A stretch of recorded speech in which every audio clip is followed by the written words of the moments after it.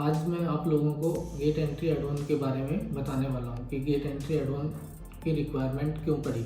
Basically होता क्या है कि कोई भी मटेरियल या कोई भी विजिटर आता है तो सबसे पहले गेट में एंट्री होती है। अभी क्या होता है कि अगर हमारे पास कोई सॉफ्टवेयर नहीं है तो उसके लिए हमें मैनुअली रजिस्टर्स वगैरह में मेंटेन करना पड़ता है रिकॉर्ड्स। फिर हम देखते हैं कि कौन सा विजिटर कब आया, कौन सा मटेरियल कब आया, तो उसकी ट्रैकिंग हम सॉफ्टवेयर में ट्रैक कर सकते हैं। तो उसी के लिए हमारे गेट एंट्री एडॉन की रिक्वायरमेंट पड़ी और इसके बहुत बेनिफिट्स हैं कि क्या मटेरियल हमारा है, कौन विजिटर हमारा है, किस ट्रांसपोर्टर से मटेरियल आया, उसके अगेंस्ट से हमने स्टोर में क्या रिसीव किया, तो वो सब क्रॉस वेरीफाई भी हो जाता है उससे। और इसकी रिपोर्ट्स वगैरह भी निकलती है SAP में कि किस वेंडर के अगेंस्ट में कितनी गेट एंट्री हुई है। जो गेट एंट्री एडॉन होता है वो SAP B1 का डिफ़ॉल्ट फीचर नहीं है, तो इसके लिए हर एक कंपनी अपना एक एडॉन रिलीज़ करती है। तो ऐसे ही सिंट्रा ने एक एडॉन रिलीज़ किया है गेट एंट्री एडॉन। तो गेट एंट्री एडॉन में जब गेट एंट्री एडॉन ओपन करते हैं उसके बाद हम सेलेक्ट करते हैं मटेरियल हम रिसीव कर सकते हैं अगेंस्ट 2 टाइप के, परचेज ऑर्डर भी, विदाउट परचेज ऑर्डर भी। हमने बेस टाइप सेलेक्ट किया परचेज ऑर्डर। उसके बाद हमने सेलेक्ट किया किस वेंडर के अगेंस्ट में हमारा मटेरियल आया है। वेंडर सेलेक्ट करने के बाद में डॉक एंट्री टैब पे गए, यहाँ पे हमने टैब प्रेस किया। उसके बाद लिस्ट ऑफ PO आ जाती है, किस PO के अगेंस्ट में मटेरियल रिसीव करना है। जो ओपन POs हैं सिर्फ उनकी ही लिस्ट आती है, जो क्लोज POs आते हैं वो सिस्टम में यहाँ पे दिखाई नहीं देते हैं। तो जिस PO के अगेंस्ट में मटेरियल रिसीव करना है वो हमने सेलेक्ट कर लिया। सेलेक्ट करने के बाद में कौन सा आइटम हमारा रिसीव हुआ है वो आइटम सेलेक्ट करके क्लिक ऑन सेलेक्ट आइटम, तो वो हमारे आइटम स्क्रीन पे आ जाते हैं। यहाँ पे हम रिसीव क्वांटिटी डालते हैं कि कितना मटेरियल रिसीव हुआ उसके अगेंस्ट में। लेट्स से 100 के अगेंस्ट 70 हुआ, 70 के अगेंस्ट 50 हुआ, 100 के अगेंस्ट में कंप्लीट 100 रिसीव हुआ। और जो हमारी बेसिक डिटेल होती है जैसे ट्रांसपोर्टर नेम हो गया, व्हीकल नंबर हो गई, ड्राइवर का नेम हो गया, ड्राइवर का मोबाइल नंबर हो गया, और गेट एंट्री का गेट नंबर, किस गेट से वो मटेरियल इन हुआ है। उसके बाद इनवॉइस नंबर हो गया, या उसमें चालान नंबर है तो आप चालान नंबर भी एंटर कर सकते हैं। इनवॉइस की डेट, किस डेट में वो इनवॉइस रिसीव हुआ है।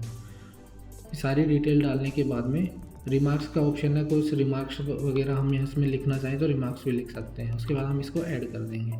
तो ये हमारा एक गेट एंट्री का डॉक्यूमेंट सिस्टम में जनरेट हो गया।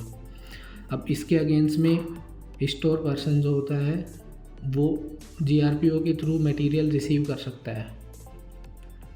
GRPO पे जाते हैं, हमने वेंडर सेलेक्ट किया जिस वेंडर के अगेंस्ट में मटेरियल आया है।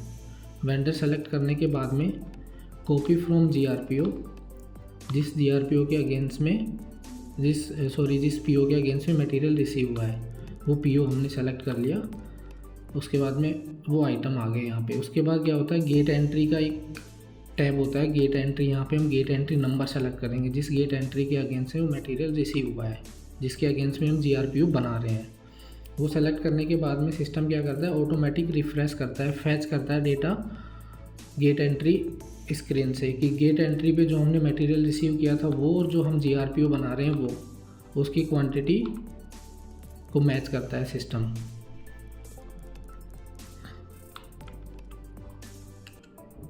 ये सब मैच करने के बाद में अगर मैच नहीं होता है तो सिस्टम उसको एरर देता है कि आपके PO में 4 आइटम है बट आपके गेट एंट्री में 3 आइटम है बट आप रिसीव 4 आइटम कर रहे हो। तो सिस्टम उसके अगेंस्ट में एक एरर करता है।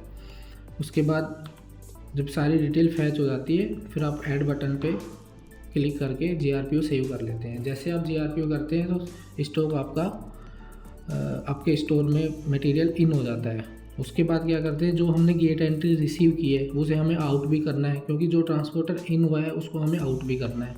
तो एक सिस्टम में होता है गेट पास।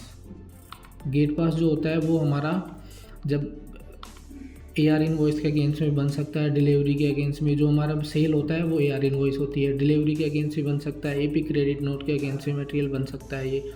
तो जो हमने गेट एंट्री के अगेंस्ट जो रिसीव किया था मटेरियल वो हमारा होगा विदाउट डॉक्यूमेंट। विदाउट डॉक्यूमेंट पे सेलेक्ट किया। यहाँ पे हमने वो वेंडर सेलेक्ट किया जिस वेंडर के अगेंस्ट से मटेरियल रिसीव हुआ था। यहाँ पे हमने गेट एंट्री पे गए, गेट एंट्री पे वो गेट एंट्री नंबर सेलेक्ट कर लिया जिसको हमें आउट करना है जिसको।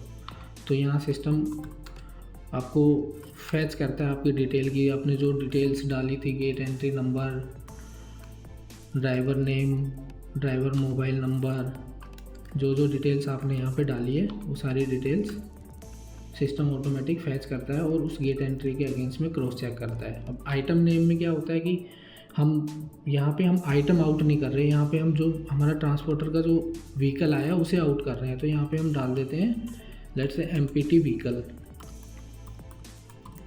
कल डाला। उसकी क्वांटिटी डालने की रिक्वायरमेंट है नहीं, बाय डिफ़ॉल्ट एक ही क्वांटिटी है जिसके अगेंस्ट में आया है और इसको ऐड कर देंगे हम। गेट एंट्री, गेट नंबर पूछा है कि किस गेट नंबर से ये मटेरियल आया था, गेट नंबर सेलेक्ट किया, ऐड किया। ये आपका जो ट्रांसपोर्टर था वो कंपनी से आउट हो गया और जो गेट एंट्री जो आपने बनाई थी वो ऑटोमेटिक सिस्टम में क्लोज हो गई, उसका स्टेटस यहाँ पे क्लोज हो गया। तो ये आपका गेट एंट्री का प्रोसेस था।